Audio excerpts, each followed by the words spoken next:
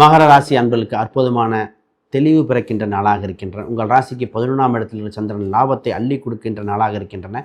இன்று குறிப்பாக திருமணம் சம்பந்தப்பட்ட விஷயத்தில் அற்புதமான நாள். இன்று திருமணத்தில் நடக்கக்கூடிய காலகட்டங்கள், திருமணம் முடிவாகிற காலகட்டங்கள், குடும்பத்தில் புது நபர்கள் அறிமுகம் ஆகிற காலகட்டம். இப்போ குழந்தை இல்லாதவர்களுக்கு குழந்தைக்கு சம்மந்தப்பட்ட மருத்துவ முறையோ அது சம்மந்தப்பட்ட முயற்சிக்கோ எடுக்கின்ற அற்புதமான நாளாக இருக்கின்றன.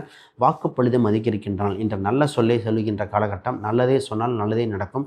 குறிப்பாக வீடு சம்பந்தப்பட்ட அதுக்கு மாற்றுவதற்கு கொடுக்கல் வாங்கல்கள், இடத்தை விற்க, நகை சம்பந்தப்பட்டது அடகு வைத்தது மீட்க, இது போன்ற அற்புதமான நாள்.